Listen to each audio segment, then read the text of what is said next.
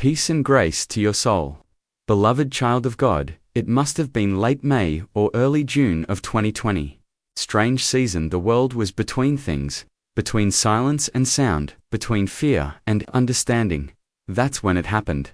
I wasn't looking for anything. I wasn't trying to be anyone. I just happened to find a post, a small post on a Gnostic message board. It didn't look like much, but it turned out to be everything. This is how the divine speaks, not always in visions, not always in thunder or light, but sometimes in small questions asked by strangers on forgotten corners of the internet. That post would change the course of my life. You don't notice these things right away. When eternity knocks, it knocks quietly, and the world goes on turning. But the shape of you has changed. You just haven't caught up yet. I wasn't even supposed to be there. It wasn't my place. I didn't know the texts. I didn't speak the language. I didn't belong there, not really, but I answered questions anyway. People liked my answers, even when I didn't know why. Even when I barely understood what I was saying, it felt like something was speaking through me, not taking over, just nudging, whispering, reminding. So I kept coming back, not because I had something to teach, but because something wanted to be heard. That's when I saw the image. A figure with a bird's head and feet made of snakes. Abraxas. I didn't know the name at the time, but I couldn't stop looking. There was something alive in it. It looked back. Not literally, not with eyes, but with something deeper, presence, recognition. You know this feeling. The sense that something ancient is watching you, not judging, not hostile, just aware. It sees you. Not the you pretend to be, but the one who has always been. Something about that image was speaking, not in words, in something older than language. And all I could do was listen. Sometime after that, someone made a post about Janus, the Roman god with two faces, the god of doors, thresholds, beginnings and ends. They asked, is there anyone like Janus in the Gnostic world? No one answered. I didn't know the answer either, but I hated seeing silence fall on a sincere question, so I searched, and what I found changed everything. Not just for me, but for anyone standing at a threshold. Anyone caught between who they've been and who they're becoming. Abraxas is the god of time. That's what Jung said. Time, the thing that holds everything else, war and peace, chaos and order, death and life. Time is the container, and Abraxas is the lord of the container. The god that rules gods. Janus has two faces. Abraxas has two snakes, two snake heads, two directions, and one head above, duality, and something above it, something that sees both and binds both. That's what I said. That's the answer I gave, not because I read it somewhere, but because something in me already knew it. That's how truth works. It doesn't always come from books. Sometimes, it comes from silence, from stillness, from looking at an image until the image looks back. After that, I started to wonder where these answers were coming from. I didn't study, I didn't prepare, but the things I said made sense. They weren't random, they weren't shallow. They fit together, like a language I was remembering, not learning, so I tried to write it down. Not the answers, the structure beneath them. But it wouldn't come. Words failed. Sentences, twisted. It wasn't linear, it wasn't verbal. It was like trying to write down music, or explain how to walk. So, I drew it instead. I made a picture. It began with Abraxas in the center. Everything else radiated from that point. This is that story. Not of the image, not of the god, but of the threshold. The point, between knowing and not knowing, between time and eternity, between self and soul. This story is for those standing at a doorway, a place between old and new, a place that feels like falling, like floating, like being remade. You are not alone in that space, and you are not lost. You are on sacred ground, and the one who rules Itis watching. Let's begin. The question was simple. Almost too simple. Is there a Gnostic god, like Janus? That was it. One line, no explanation, no links, no context. But something about it stood out. It felt like the moment before a bell rings, that tension in the air. That pause before something begins. Could have ignored it, everyone else did, but something tugged at me. That question didn't just deserve an answer, it was an answer, it was the key. Janus, the Roman god of thresholds. The god of doors, the god who sees forward and backward. He stands between years, between past and future, between birth and death. He is always at the doorway. Never quite inside, never quite outside. And in that question, I saw something else, a mirror, because I was standing at a threshold to the world. Was all of us were. It was mid-2020. The old order was cracking. Time was folding in strange ways, and everyone could feel it. We had crossed into something new, but we hadn't arrived yet, so I stared at that post, and something inside me said, answer it. I didn't know where to begin. I barely knew Janus. I wasn't a scholar, but I followed the thread. Not through books, through feeling, through memory, through a kind of inner gravity. What is Janus? A god with two faces, one that sees behind, one that sees ahead, a god of time, a god of crossing points, the keeper of gates, and who else is like that? The image came to me: two serpents, four legs, each with a head, two directions, two paths, and above them, the head of a rooster, high, crowning, seeing everything, three heads, but one being two below, one above. Duality, underneath, unity above. That's what Janus is, and that's what Abraxas is. Different forms, same essence, so I said it, out loud, almost to no one. Then I typed, Abraxas is the closest match, and I explained why. That duality is not the end, that opposites are not enemies. They are the parts of a greater whole. And Abraxas is that whole. Time contains everything. It moves forward and back, and in its centret, the still point stands, the god of thresholds.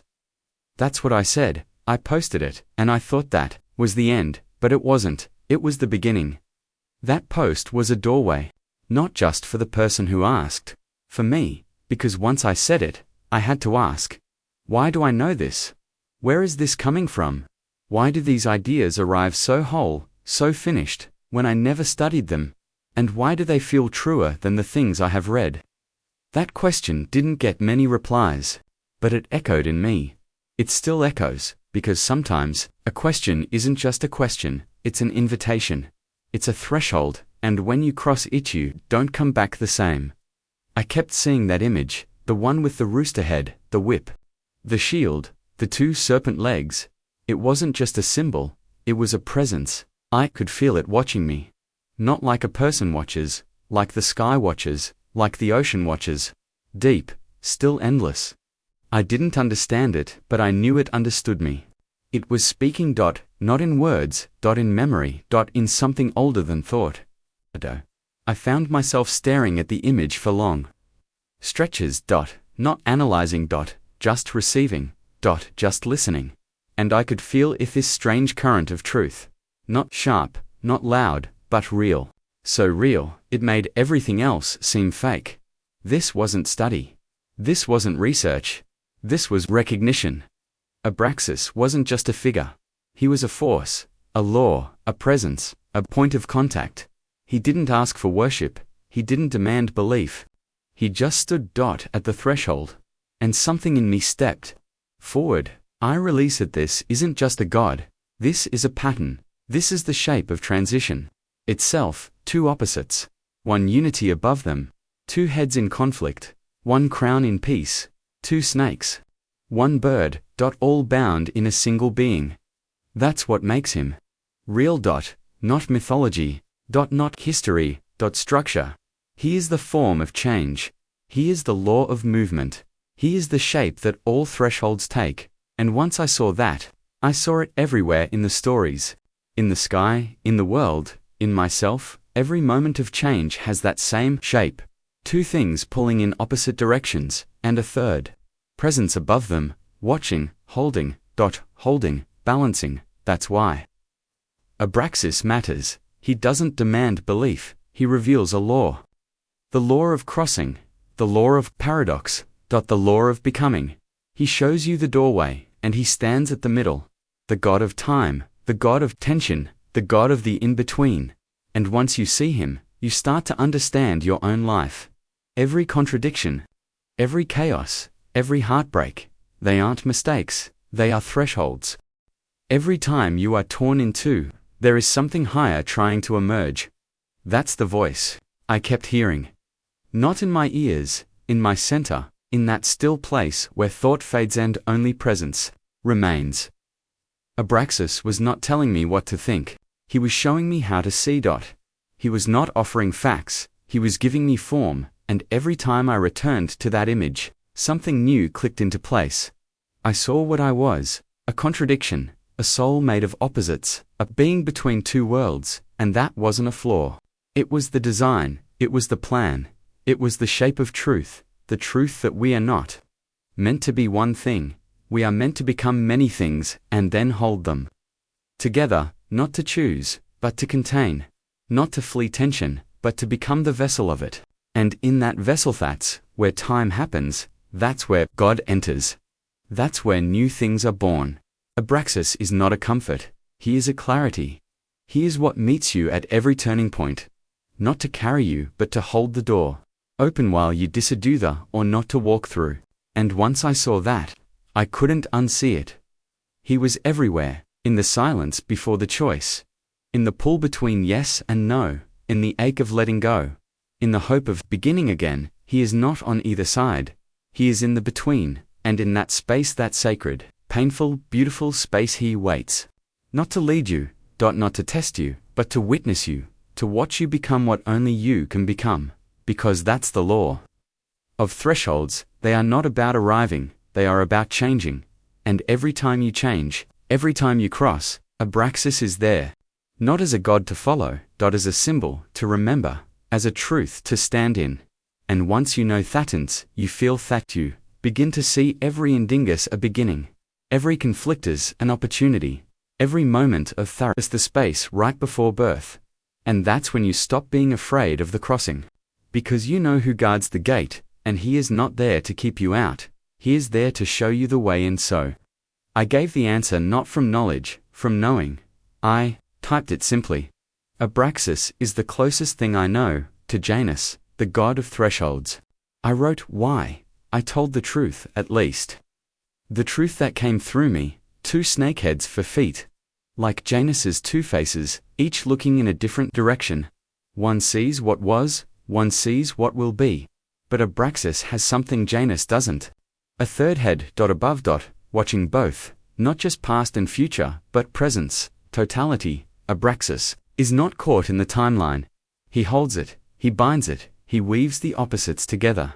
That's why I said it, because it made sense, not in my mind, in my soul. Janus rules the door. Abraxas is the door. Because time is not just a river, it's a pattern. And some gods are more than symbols, they are maps. Abraxas is a map of how things change, how opposites collide, and how the soul survives both. He is the law of balance. But not soft balance, not the easy kind. Abraxas holds fire and water, creation and destruction, light and dark, together, and he doesn't choose, he doesn't resolve the tension, he honors it. He is the center point, where the opposites stay opposite but do not tear the whole apart. That's what makes him divine. Not power, not beauty, but balance, and not just any balance, holy balance. Balance that includes even the things we call evil. That was hard to admit, but I knew it was true. We think gods must be clean, perfect, safe, but real divinity isn't sterile. It's vast, and sometimes terrifying, because it doesn't take sides, it contains them. That's what makes Abraxas sacred.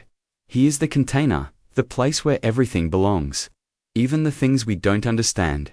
And once I saw that, everything changed. The world made more sense, not because it was fixed, but because I saw the pattern. Opposites are not mistakes, they are structure, pain and joy, peace and chaos. They are not enemies, they are ingredients. Without both, nothing real can be made. That's what I wrote in that answer. That's what I tried to explain. Janus is the god of doors.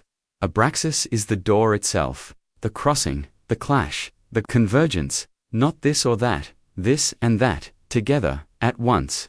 Not peace by avoiding. War. Peace, through war, not light without shadow.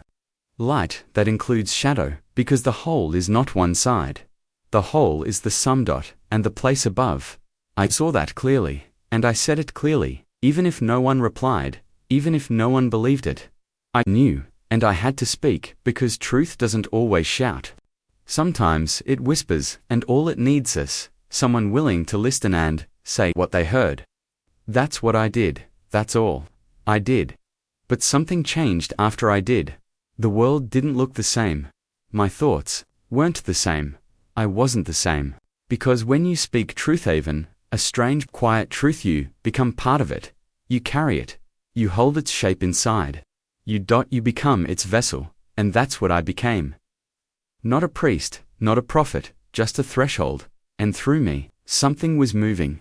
Not to dominate, not to control, but to remind. To reveal what we already know. Forget to trust that the world is made of opposites, and the divine lives where they meet. That was the answer I gave. And it is still the answer. Not because it came from me, but because it came through me. Abraxas is not a belief. He is a symbol, a sign, a shape. And once you recognize that shape, you start to recognize yourself, not as one thing, but as many. Not as whole, in spite of contradiction, but whole, because of it. You begin to see that. Your story is not broken, it's braided. 2 snakes, 1, head above, that is you, that is all of us, and that is Abraxas. After I gave the answer, I started thinking, where did that come from? I didn't read it in a book, no one taught it to me. It just appeared whole. That bothered me. Not in a fearful way, but in a curious way. I wanted to know, not just what I had said, but why I had said it. So I looked back, I looked inside. I asked myself, what system am I using? Because there had to be one. The logic was too clear. The patterns were too strong. I wasn't contradicting myself. I wasn't making this up, at least, not with my mind. I was speaking from something deeper, something already arranged, already understood. I tried to write it out. Tried to build the structure so I could see it all at once, but it didn't work. The words kept falling apart. They came in circles, in flashes, not in lines. It was like trying to write a melody with no notes, only rhythm, only motion. I realized this thing I'm working with, it's not linear. It doesn't go A to B, it moves all at once. It folds, it breathes, it turns in on itself. It's not a path, it's a presence. So I stopped writing, and I started drawing, not art, just lines, shapes, connections. I expected something simple, a rough diagram. Something childlike, but that's not what came. What came was a map, not a map of places, a map of patterns, a map of realities, seen from above. It wasn't my mind drawing, it was my memory. I wasn't making something new, I was remembering something ancient, and at the center, without hesitation, I put Abraxas, because that's where he belongs. At the middle of it all, not on top, not underneath, in the crossing, where time and eternity meet. From there, everything radiates, rays of meaning, lines of light, each one a pattern, each one an archetype. Not ideas. Essences, that the things behind the things. These were not thoughts, they were truths, timeless ones, and at their source was a silence, not emptiness, not absence, but fullness, beyond form. That silence he thought void, that's where it all comes from. And Abraxas, he's not the silence, he's the voice that comes from it. He's the first form, the edge of the formless, the threshold between the hidden and the seen, and below that threshold world of matter, where the patterns take shape, where symbols become skin, where stories walk around in the form of people. That's where we live. But we are not cut off. We are lit by that light, even when we forget it. And in the drawing, in the system, I placed the 2 ends of time. The nativity on one side, the ascension on the other, birth and departure, entrance and return. Because Abraxas is the keeper of both, he stands at the door window, life, and at the doorway back out of it. He is time's beginning, and its final breath. He is not the goal, he is the path, the edge, the gate. That's why I drew him with birth on the left and ascension. On the right. We begin, we grow, we cross, and in each crossing, Abraxas waits. Not to stop us, not to test us, to witness us, to mark the moment when eternity touches team and something new is made. This system I never published it. Not because it wasn't real, because it was too real, too alive, too strange, too hard to translate. Because it wasn't built with concepts, it was built with contact. With presence you can't explain that, not with sentences. Not with footnotes, you can only show it. Or let it show itself through you. And that's what happened. That's why it worked, because it wasn't a theory, it was an experience. It was what happened, Sean. You step beyond your own mind and touch something older than the world, and it touches you back. So I made a picture, but it wasn't just a picture. It was a key, a code, a compass, not to tell me what to believe, to remind me what I already knew, what we all already know. Before the noise, before the names, before the fear. There is a truth. It's shaped like a crossing. It's held by a God isn't on any side. And that God's name is Abraxas. The image I drew, it wasn't a design, it was a memory, a map of something older than time. And Abraxas sat right in the middle. Not because I put him there, because that's where he always was. Above him, light, the realm of patterns. The eternal dot below him, form, dot, matter, the world, you and I.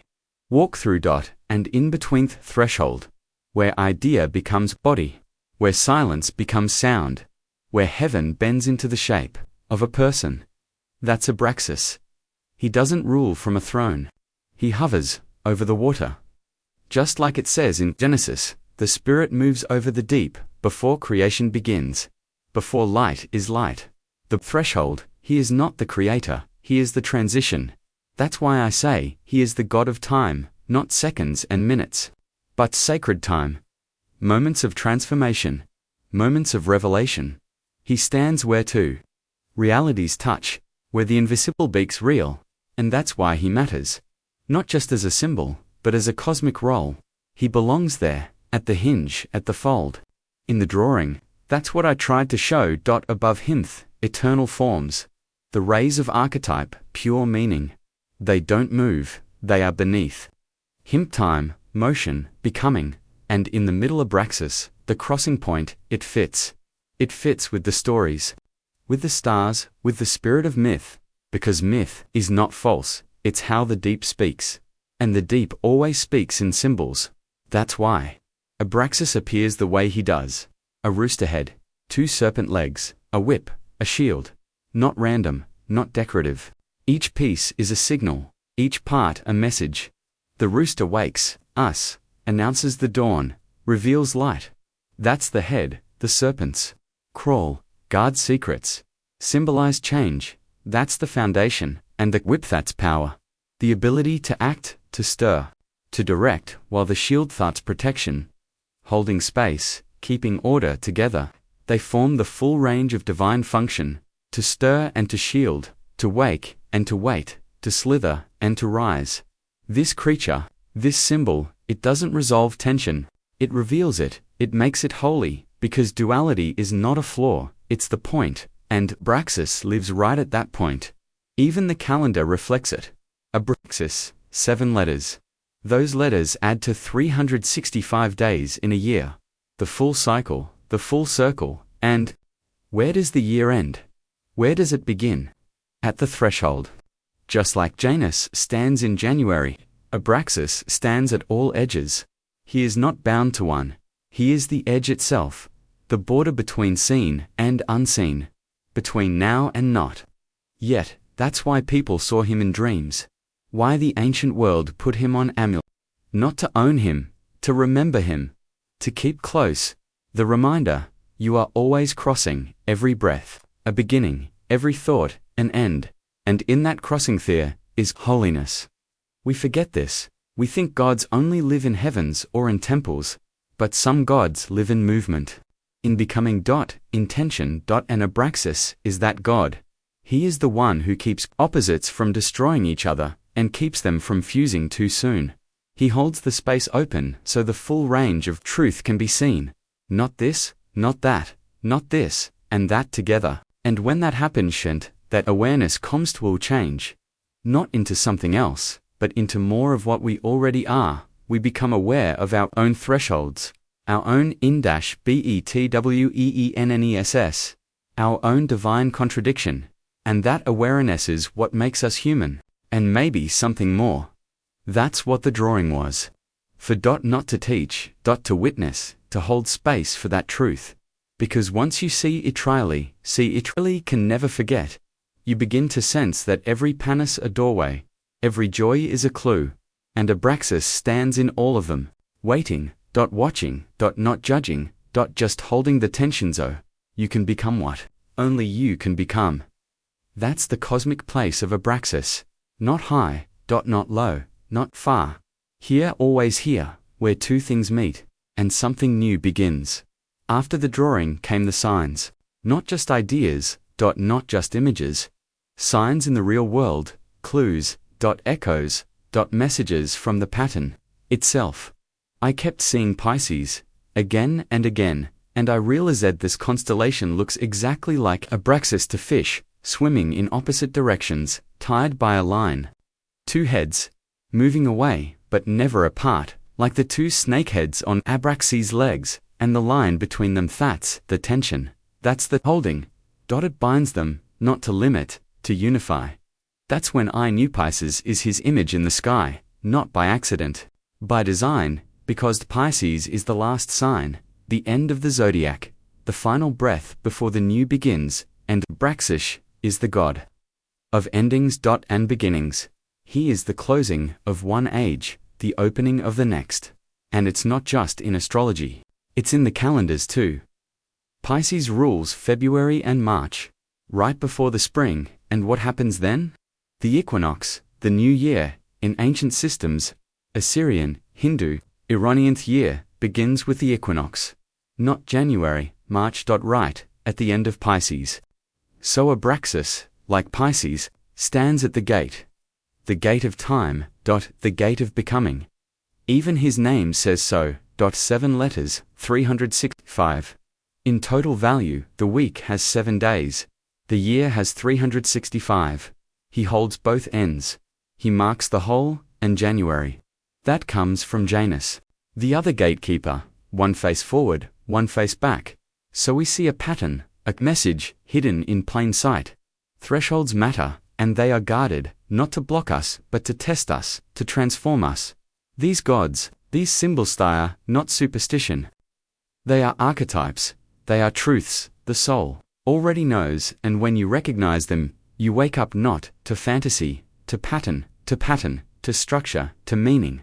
I remembered a story. Jung. He once wrote about a strange event. He was sitting in his house. It was late, silent. Still. And suddenly, the bell rang. Furiously, but no one was there. The door moved. The air changed. He said it felt like the room was full of spirits. So many he couldn't breathe, and then he cried out. All at once, it was terrifying and sacred. That momented him to write the 7 sermons to the dead. He didn't sign it as himself. He signed it as Basilides, a Gnostic teacher, and in that book, names Abraxas. Again and again he calls Abraxas God who holds opposites, the one above good and evil. Above light and dark, he says, it is love, and love's murder, the saint and his betrayer. Not because it's cruel, but because it's whole. Abraxas does not choose sides. He is the sides. He is the center. He is not morality. He is reality. He is the force that contains both pain and healing, both birth and loss. He is not comfort. He is clarity, and in that clarity are changed. We stop asking what is right, and we start asking what is true. That's what Jung saw. That's what I saw, and it's what the world keeps showing us. In signs, in synchronicity, in moments that feel strangely alive, like someone is watching, like the world is speaking. It is the soul of the world, speaks in symbols, and one of the clearest is Abraxas, because he is the god of edges, of in-betweens, of the space right before the leap. And if you're hearing this, you might be there right now. Standing at a threshold, not sure who you are, not sure what's next. That's where he is to dot. Not to guide, to witness, to hold, because not every journey begins with answers. Some begin with symbols, dot with signs, with a ringing bell in the middle of the night. You are not imagining it, you are being called dot to see, dot to feel, dot to remember, and when you realize, the threshold is not outside you, it is you, and Abraxas has been there all along. Jung was not alone, he was one of many, many who saw something bigger, stranger, realer than the world we're taught to trust, but Jung had a gift. He didn't just dream, he recorded the dream, he gave it language, symbols, books, and in those books, he kept returning to one idea. Opposites must be integrated, not rejected. Not resolved, held. He saw what Abraxas meant. He understood the tension in his 7 sermons to the dead. He made it clear, Abraxas is not good. He is not evil, he is not love, he is not hate, he is the totality, the sum of the opposites. The God above gods. Because he contains what they cannot, he doesn't offer comfort, he offers truth, and that truth is terrifying, because it means everything belongs, even what we run from, even what we call wrong. It's not a license, it's a reality. You are not made of one thing. You are not supposed to be.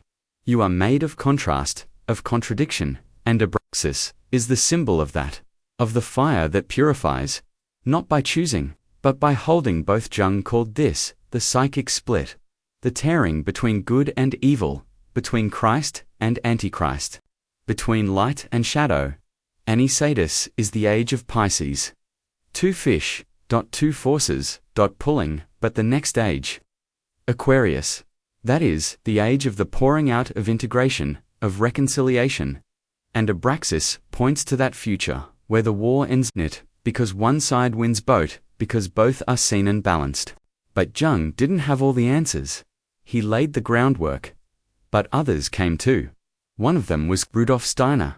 He's not as well known, but he saw something, just as deep. He said evil is not one force, it's two. Not just darkness, but imbalance. From both directions, one is Lucifer. Light unbounded, freedom without form, imagination that breaks from truth. The other is Ahriman, darkness that controls, order without love, structure that crushes the soul, and between them Christ, the balance, the center. The one who holds both becomes neither. Sound familiar? It should, because it's the same shape, the same pattern, the same threshold. Abraxas stands in that same space.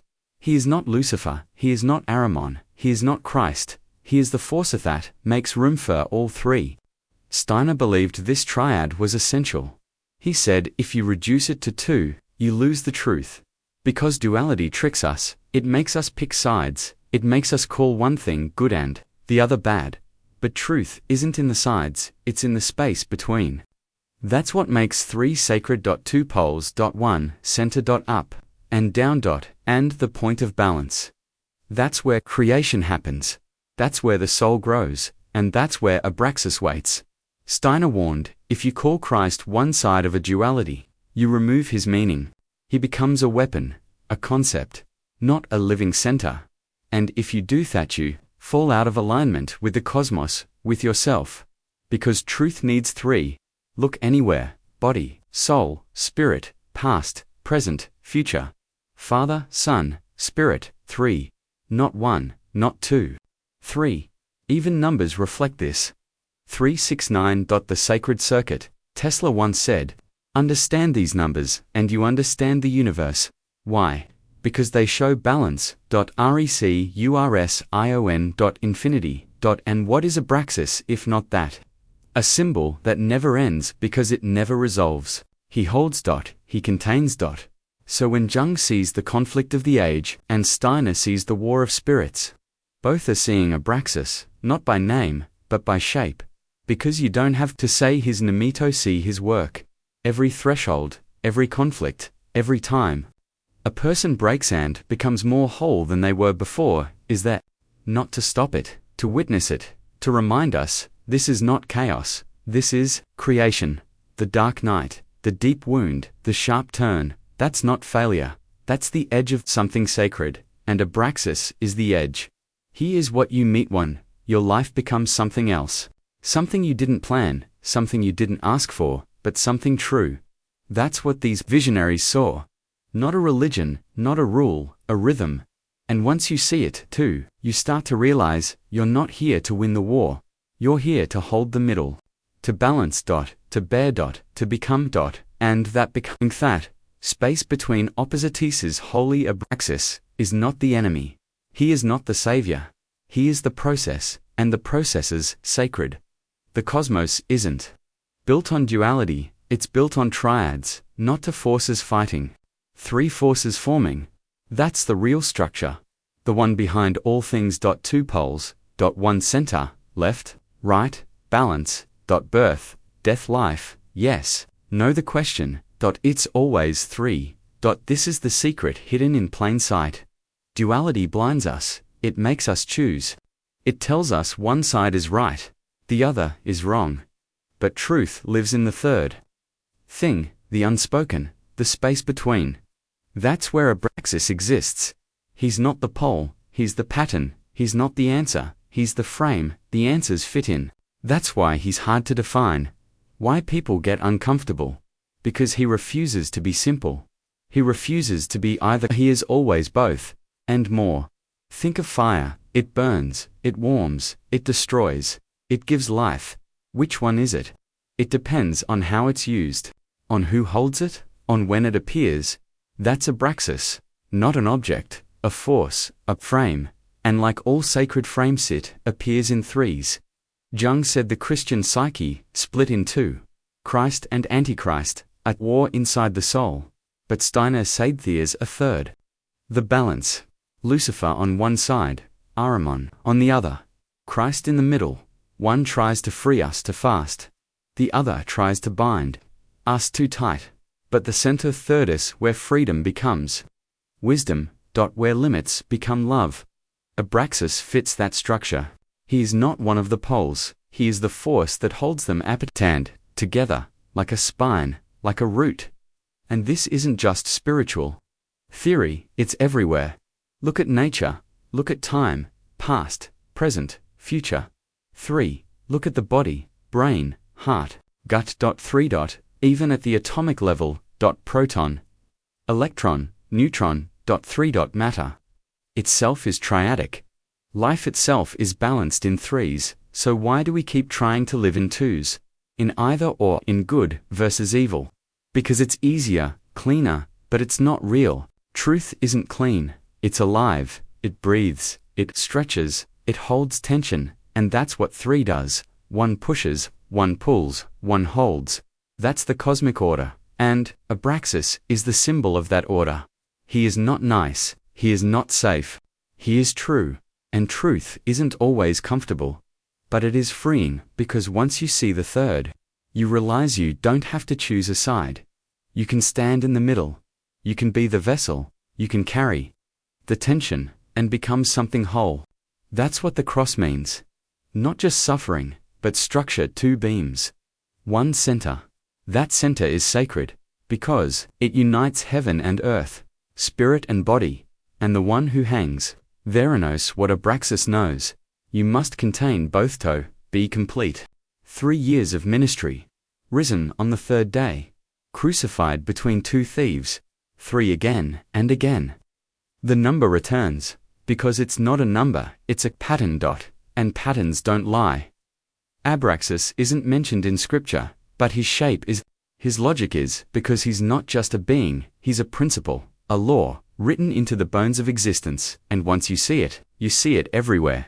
In art, in myth, in math, even in numbers. Take any number, multiply by 3. Then reduce the digits until you have one number. It will always be 3, 6, or 9. Try it. 3 times 2 equals 63 times 3 equals 93 times 4 equals 12, gives 1 plus 2 equals 33 times 5 equals 15, gives 1 5 equals 63 times 6 equals 18, gives 1 plus 8 equals 9, over and over 3, 6, 9. It doesn't stop, it doesn't break, it's a rhythm, and rhythms are truth you can feel in your bones. So what does this mean? Why does it matter? Because you are not chaos. You are not mistake. You are not accident. You are a structure. You are a soul, intention. You are a bridge, and that's divine. Not because it's perfect, because it's complete. And completeness takes three. So when life pulls you up, Petremba, you are not being torn, you are being made.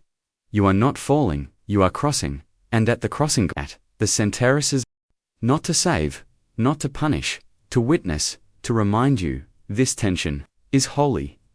This middle place is sacred, and this story is not over, it is just beginning. The universe is written in numbers. Not just math, not just calculation, meaning, numbers speak, not in words. In rhythm. In truth, that returns again and again. And some numbers appear more than others. 3.6.9. Always.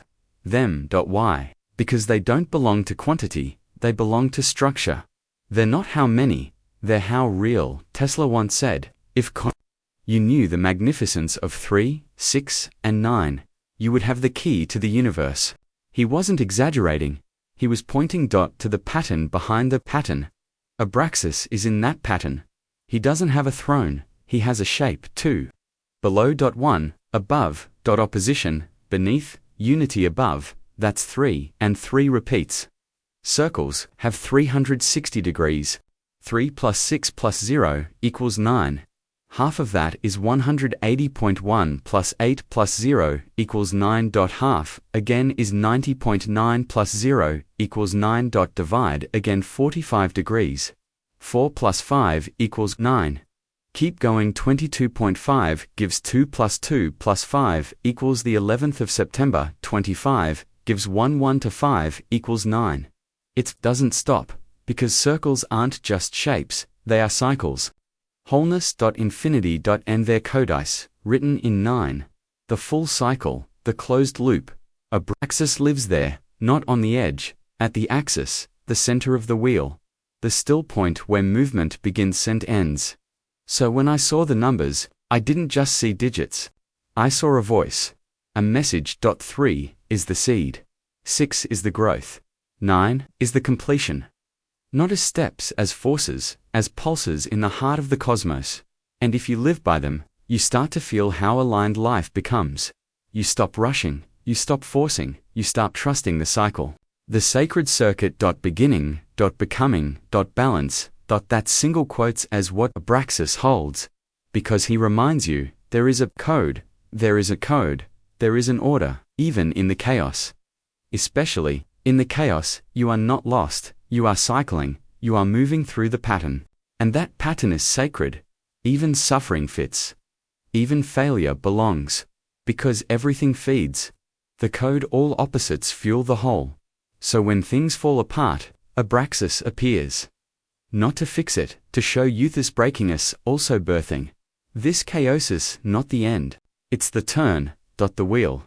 And the center of the wheelers. Still. So, stand there at the center, not outside the storm, within it, but in stillness.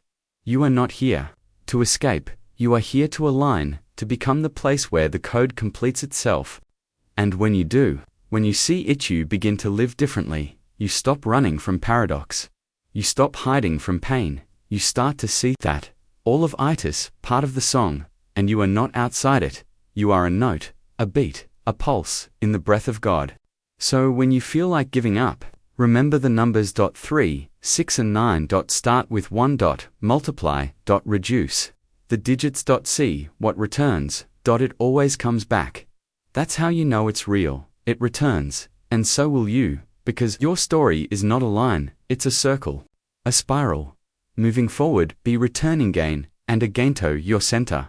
And at that center, Abraxas, still. Silent. Holding, not a god of answers, a god of process, not a god of peace, a god of patterns, and through those patterns, you become so honor the code.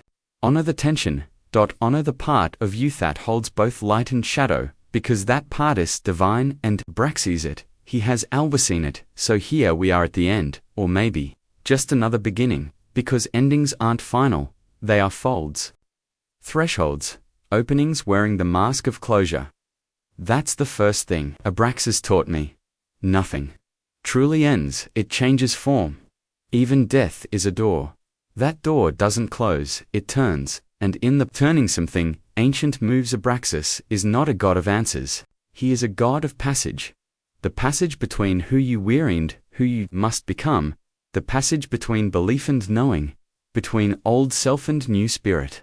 If you've heard this far, if something in you kept listening, then you are already crossing. You are already standing at the threshold.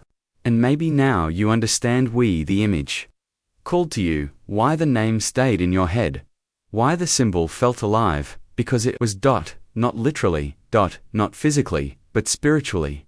Rarchetypically. The soul recognizes pattern, even when the mind protests, even when the culture distracts, and Abraxas is a deep pattern, a very old rhythm, a law carved into time itself. Wherever opposites pull, wherever tension sharpens, wherever something sacred is about to be born is there, not as a being to worship, as a presence to remember, as a symbol that explains what words can't. You are not here to be one thing, you are here to hold many. You are not here to escape pain, you are here to integrate it, to listen to what it teaches, to honor what it breaks open. Because that breaking is part of the making. All thresholds are painful. All thresholds require loss. But they also offer something back. Truth, clarity, wholeness. The kind that doesn't deny your shadow. The kind that embraces it. That's what wholeness really means. Not to be pure, to be full, to contain both, to walk with both, to love both, to love both. And Abraxas shows us how. Look again at his image, not with fear, with reverence. Up rooster head clarity, to snake legs duality, one being balance, shield and whip, restraint and action. Not either or, both. That's the real sacred. Not safety. Truth, not comfort. Integration.